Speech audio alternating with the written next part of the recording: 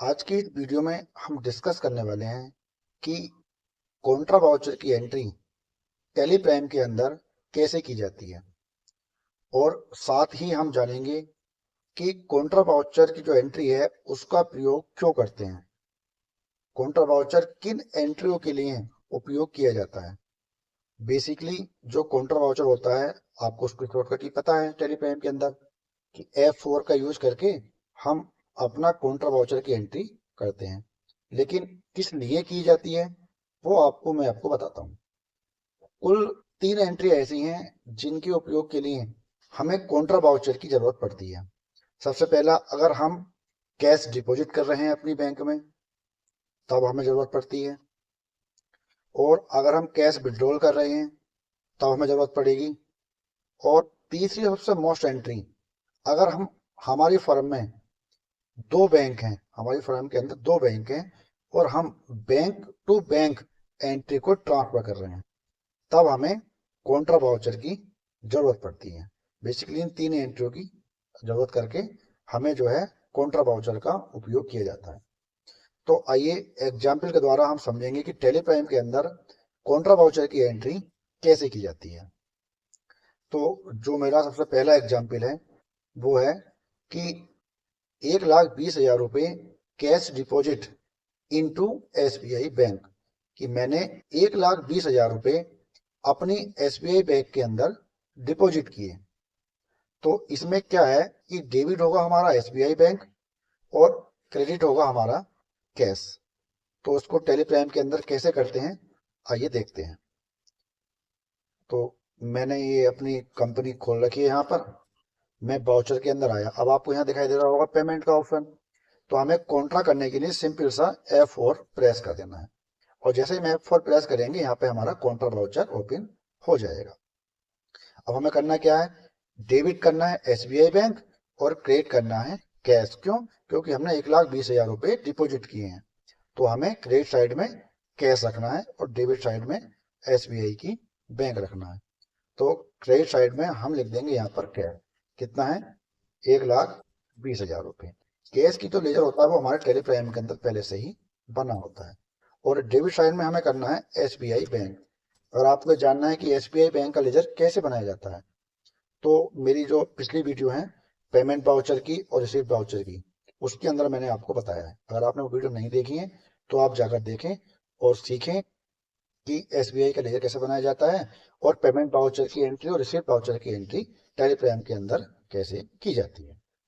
तो मैंने debit side में SBI बैंक लिख दिया। अब देखो यहाँ पे भी डेबिट में क्या करना है, मेरे को SBI बैंक, और क्रेडिट में करना है कैश। तो मैंने क्रेडिट साइड में कैश कर दिया और डेबिट साइड में 1,20,000 रुपए लिख दिए। यहाँ पे आप 2,000 कितने नोट डाले हैं आपने, 1,000 कितने हैं, 500 के, इन सब की आप डिटेल डालकर इसको आप सेव कर दें।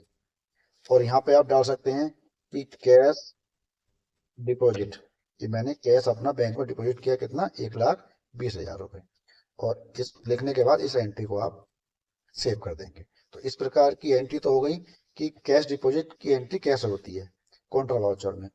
अब जो मेरा दूसरा एग्जाम्पल है वो है कि 8,000 रुपए मैंने कैश विड्रॉल किए हैं फ्रॉम SBI बैंक से।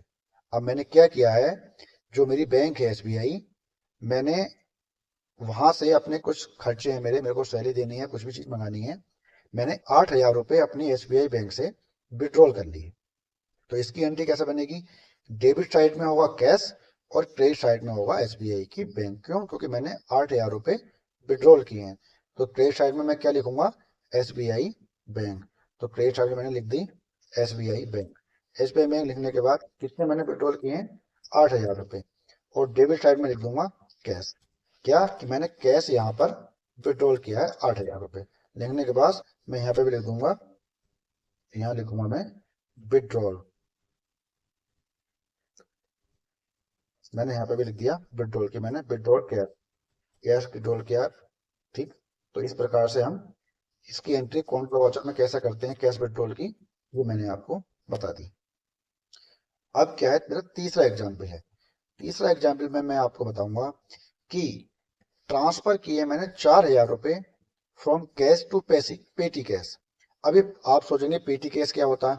पेटी कैश वो होता है कि एक कैश दे दिया जाता है बैंक के द्वारा कि जैसे मेरे कोई छोटे खर्चे होते हैं 100, 200, 500 रुपए, अब मैं बार बार बैंक से तो कैश निकाल नहीं सकता एंट्री करते समय अपने बैंक के अंदर। तो क्या होता है कि पेटी केस के अंदर हम कुछ पैसा रख लेते हैं, उससे हम छोटे छोटे खर्चे करते रहते हैं। तो पेटी केस का जो है इसका हमें एक लेजर बनाना होगा। लेजर किस चीज में बनेगा? इसका लेजर भी केस अकाउंट में बने, क्यों? क्योंकि ये भी कैश होता है।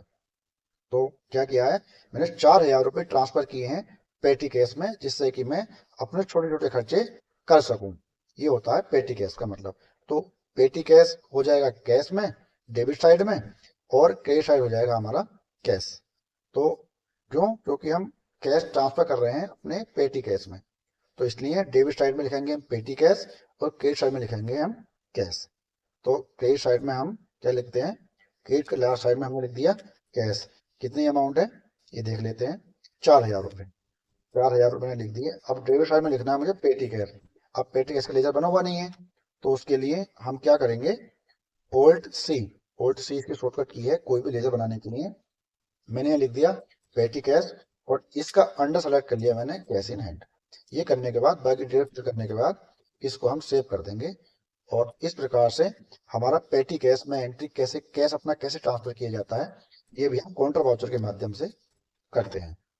अब अगला एग्जाम्पल है मेरा कि ट्रांसफर 16,000 रुपए from SBI bank to IDBI bank.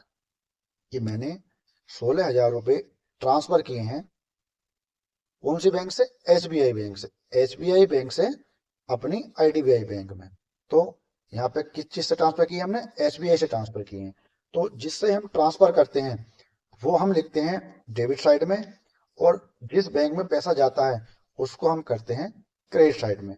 तो मैंने 16,000 रुपए SBI बैंक से IDBI बैंक को ट्रांसफर किए हैं, तो मैं क्रेडिट साइड में क्या लिखूंगा? IDBI बैंक, और डेबिट साइड लिखूंगा मैं SBI बैंक, और क्रेडिट साइड में लिखूंगा IDBI बैंक। तो इसकी भी एंट्री देखते हैं टेलीप्राइम के अंदर कैसे की जाती है। तो यहाँ पे मेरा क्रेडिट साइड है, क्रेडिट साइड में IDBI का लेनदेन बना हुआ नहीं है, तो सिंपल सा ओल्ड सी करके IDBI बैंक लिखकर, ये मेरा सेविंग अकाउंट है, लिखकर मैं इसको बैंक अकाउंट में इसका अंडर सेलेक्ट करके बाकी डिटेल फिल करने के बाद इसको मैं सेव कर दूंगा। कितनी अमाउंट थी देख लेते हैं, 16,000 रुपए। ये मेरी 16,000 रुपए अमाउंट थी, जिस अमाउंट पे करना है मुझे SBI बैंक से अपना करना है। तो मैंने SBI बैंक से IDBI बैंक के अंदर पैसे ट्रांसफर किए हैं। तो उसकी एंट्री आप टेलीप्राइम के अंदर इस प्रकार से कर सकते हैं।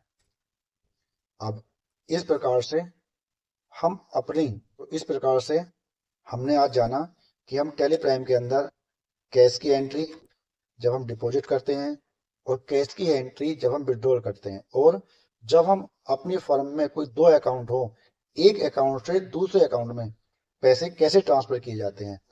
तो इन तीनों एंट्रियों को हमने जाना कि काउंटर वाउचर के अंदर कैसे की जाती है। तो इन्हीं 3 एंट्रियों के लिए हमें काउंटर वाउचर का यूज करना पड़ता है। तो चलिए आज की वीडियो में इतना ही।